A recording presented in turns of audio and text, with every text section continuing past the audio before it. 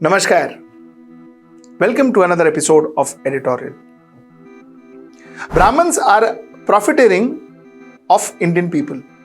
This is what Peter Navarro, the trade advisor to White House, a close aide to Trump, this is what he has to say. Really? Let's discuss this. Let's get right to the show. So, Navarro says that Brahmins are profiteering of the Russia-India oil deal and they are profiteering of Indian people. Okay, we'll answer it. But before I get into this topic, I have one point that I wanted to make. You see, yesterday was the SCO meeting in Beijing. The meeting went off very well. Good photo ops. Russia, China and India actually came together. The RIC seems to be happening. Lot of good photo ops, lot of pictures, lot of warmth between the leaders and all of that. You see, now I just want to kind of give you a hypothetical situation. Assuming China, India, Russia, they come together. RIC, Russia, India, China, that is. It forms and, it actually materializes. And say for some odd reason, China does one more Galwan or one more, one of those attacks that they normally do. If something of that sort would happen, and 50 years from today, politicians, the then Prime Minister, 50 years, God knows who's going to be the Prime Minister and all of that. All those people, they show these photographs of Mr. Modi and Xi Jinping and say that, listen, it was only because of Modi's lack of understanding of geopolitics and Modi's, loose decision making and Modi's completely strategy-less thought process. All of this led to whatever, Indo-China relationship. China attacked India at that point in time because of Modi's fault. Would it be true? Would it be true? Because as of today, I think the entire country wants Modi to be closer to Xi Jinping. The entire country is for RIC. I think everybody wants RIC to happen. All of us. And Modi is making it happen with whatever way he can. Now, this is situation currently. And Modi is acting according to the current situation, current need. 50 years from today, if something goes wrong between us and China, and if we start blaming Modi, how will it sound? And that's the same way it sounds when we blame Nehru. Everything that goes wrong, we blame Nehru. Everything that happens between India and China, Nehru ne kiya tha. Everything that goes wrong between India and Pakistan, Nehru ne karwaya tha. This is how we are acting now. ये अभी कल कुछ कांग्रेस के सदस्य चीन का सवाल पूछ रहे थे। मैं आज पूछना चाहता हूं 62 के युद्ध में क्या हुआ? 38,000 वर्ग मीटर, पूरा सदन ध्यान से सुने, 38,000 वर्ग मीटर अक्साई चीन का हिस्सा चीन को दे दिया गया। और वर्ग किलोमीटर ही बोला, वर्ग किलोमीटर। और मान्यवर ऐसी ही चर्चा उस वक्त सदन में हुई। मैं तो बड़ी गंभीरता से जवाब दे रहा हूं, मुझे बोलने नहीं देते। जवाहरलाल नेहरू जी ने क्या कहा? वहां घास का एक तिनका भी नहीं उगता है, वो जगह को क्या करो? तो एक संसद सदस्य ने, नेहरू जी का सर मेरे जैसा था, महावीर प्रसाद त्यागी जी ने कहा कि आपके सर पर भी एक बाल नहीं, वो चीन बेच दे क्या? Hope history doesn't repeat itself. Otherwise, maybe history will not be that kind to Mr. Narendra Modi. This is one point I wanted to make. Of course, this is not related to the topic, so let's keep that aside. Let's get into the topic. You see, desperation at times manifests in stupidity. When you're desperate, you end up saying stupid things, doing stupid things. Haven't we seen in our own lives? At times we say something stupid. At times we end up doing something stupid, and so on and so forth. Stupid. This is desperation. I think America has reached the stage of desperation. And the poster boy of Americans' desperation today is this gentleman called Peter Navarro. This fellow, Peter Navarro, represents that desperation of America. You see, Americans, both intelligent Americans and not so intelligent Americans, both have realized that this entire tariff drama that happened will finally come to bite America more than anybody else. More than biting India or more than biting any other country, this will come to bite America. Possibly, chances are, maybe because of this tariff drama, maybe India may do better this time. Our Indian economy may do better this time. Because a lot of other countries are coming together. Countries which we never dealt with. Countries that we were not so comfortable with, like China. Countries that we have not, like I said, not dealt with or did not have that kind of relationship. A lot of these countries are coming together. And chances are, what we said always, that we should always have options and not depend on one person, which we depended most of our recent times, especially after Mr. Narendra Modi took over and his newfound love with America. That happened. What one saw is we were kind of being over-dependent on America. We were being almost commanded by America. It happened. I was referring to the fact that we stopped buying oil from Iran because America commanded us to do so. Before anybody has any other take on what I just said, I was referring to the Indo-Iran oil deal, which we stopped. Why? Because America told us to. So the fact remains that somewhere down the line, I think currently we are moving ahead and moving ahead well. Now, America also has realized it. If you see a lot of American magazines, a lot of American intellectuals, a lot of American newspapers, a lot of American channels, they are talking about it. And one good thing is I'm pretty impressed with the kind of freedom of press that they have. I'm kind of impressed with the way there is a mixture of thoughts.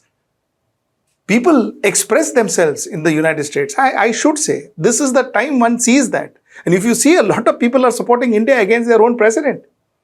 Had it been in India, we would have had 4 cases against us, 2 for sedition, 3 for raising communal divide, and so on and so forth. Typical cases. We would have had it in India. But in America, you have people who are openly going against Trump, especially Trump's policy against India. So that society has taken it very seriously. And Trump knows that he's going to face backlash, and that's why the desperation.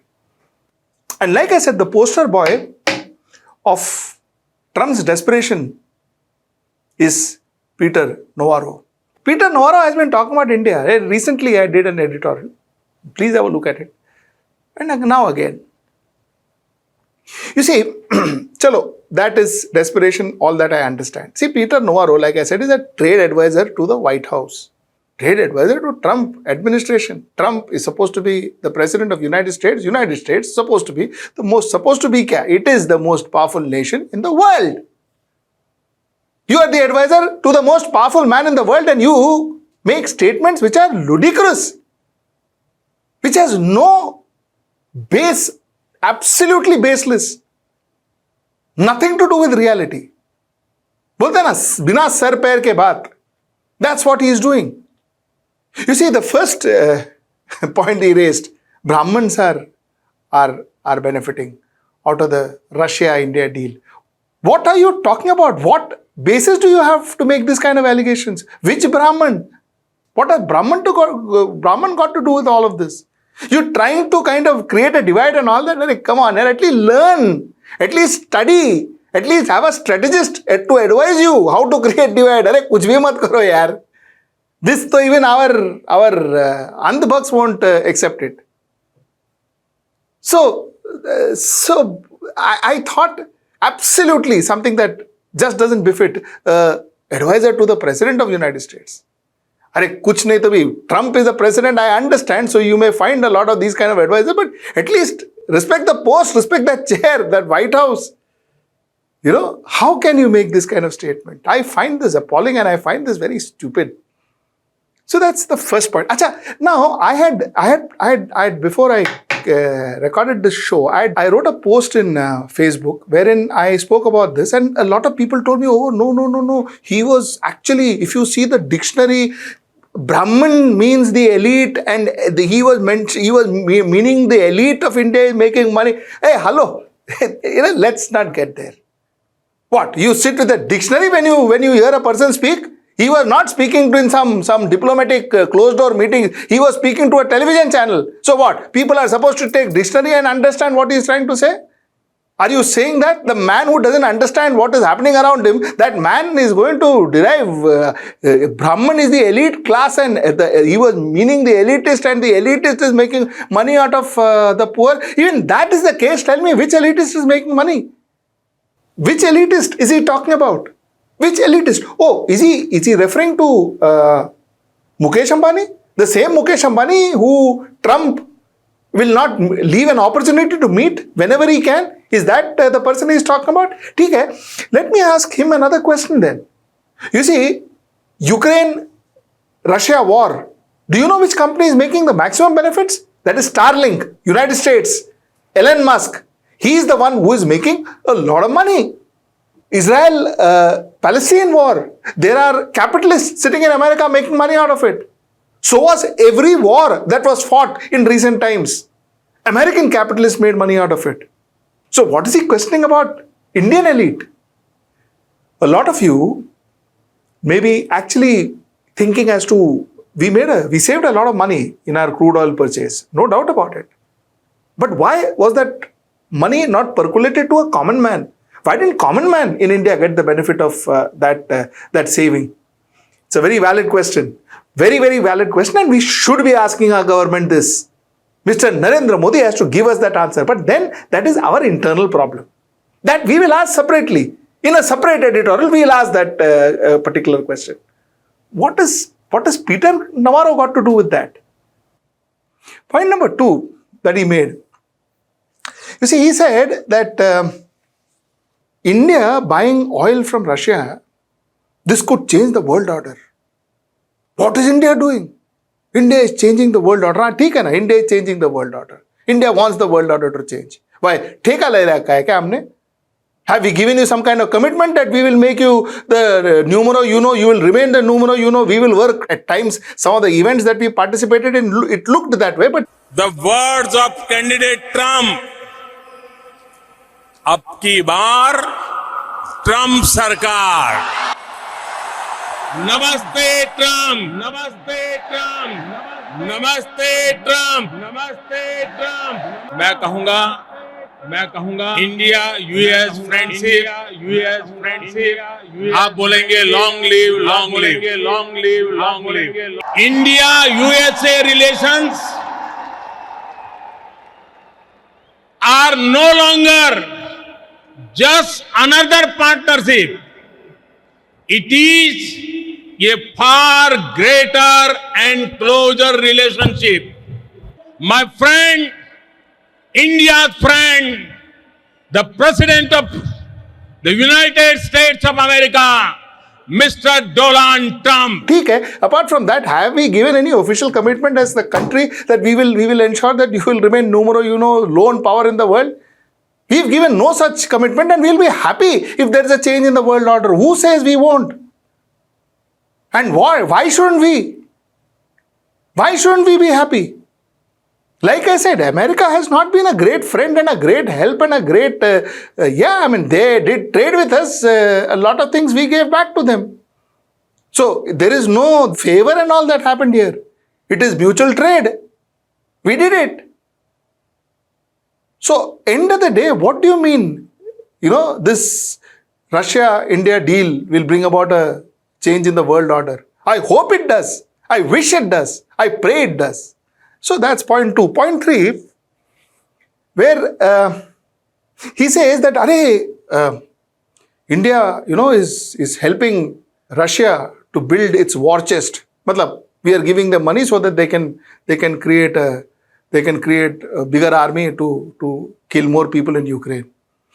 India as a country, let me tell you, India is a country who taught the world the concept of ahimsa. We got our freedom through ahimsa, non-violence. We possibly are the only country to have done that. Or at least the first. The point that I'm trying to make is, don't teach us violence and non-violence. We taught the world. If we're dealing with Russia, what are you talking about? Ain't Europe dealing with them? Isn't China dealing with them? And you, America, you are buying uranium from them. So what you do, what Europe do is okay. When India does it, that's a big crime. Are you kidding me? You know what's another interesting thing? We spoke about China, we spoke about Europe. ठीक है ना? Why are we not supposed to buy oil from Russia? Because we'll be funding Russia's attack on Ukraine. ठीक है ना? That is why we are supposed to not buy oil from Russia. That is why the sanction that United States just imposed on Russia. Why? Again, I'm saying, because Russia would attack Ukraine. That's the point. Now, let me tell you something interesting. India becomes Ukraine's top diesel supplier as Trump slaps punitive tariff on Delhi over Russian oil imports. You see, we are importing oil from Russia and we are giving it to Ukraine also amongst a lot of other countries. We are among the top diesel provider to Ukraine. So, Russia ka tanks with Russian oil, Ukraine ka tanks also, thanks to India, is with Russian oil. So, if their tanks are also running with Russian oil. So, it is not just that Europe is buying from Russia, even Ukraine in a way is buying from Russia. This is the point I wanted to make. This is exactly the point I wanted to make. So you can be the judge as to, is this about the Ukraine-Russia war? Really? So the fact is, I'm actually proud of this government, that this government is sticking to the stance of buying oil from Russia. Unlike what we did before, where we got carried away and we stopped buying oil from Iran just because America told us so. This time we are sticking to our guns. And that's something that I feel very good about. And this is the new India. And America has to realize that, this time you've taken on something much bigger than what you can chew. So this time around, the way I see it, it's not going to be very far when Donald Trump, the President of United States, come crawling to India. He comes to India with an olive branch to talk peace to India. This I see in a very near future. The reason I say I see this in a very near future is because I just want to show you something. You see, on 30th of August, there was a tweet from US Embassy. And the tweet read as follows: breaking US laws can have serious consequences for your student's visa. If you are arrested or violate any laws, your visa may be revoked. You may be deported and you could be ineligible for future US visas. Follow the rules and don't jeopardize your travel. A US visa is a privilege, not a right. That's how it ends. You see, 30th of August, they made us look like worms, our students like some kind of rogues who go around the world breaking rules. Not that I say that Indians don't, we Indians do that and it is very shameful. But this openly kind of humiliating Indian students was just taking it too far, because they didn't do it it's not that our Indian students, our Indian tourists, or Indian wherever we go started breaking rules now. We used to break it from whenever I can remember. We used to break it. But this was never the consequence. This was more than trying to establish the fact that you can't break rules. This was a note to ensure that we are humiliated. 30th of August, just 2 days ago. Today, there is another tweet. This is after the SCO. This is after yesterday's SCO. This is after yesterday's photo ops. This is after yesterday's Putin, Xi Jinping and Modi coming together. Now, Look at the tone. The tone here says the partnership between the United States and India continues to reach new heights. What new heights? Navarro saying that Brahmins profit out of Russian deal. This is the heights they're talking about. A defining relationship of the 21st century. This month, we are spotlighting the people, progress and possibilities driving us forward. From innovation and entrepreneurship to defense and bilateral ties. It's the enduring friendship between our two people that fuel this journey. Follow the hashtag and be part of whatever. So, one day, pre-SEO, post-SEO, one day, and you saw the difference. This is the reason why I say that there is a very, very high possibility of you seeing Trump coming to India holding an olive branch. That's what I believe, and till I see you tomorrow at 10. Namaskar.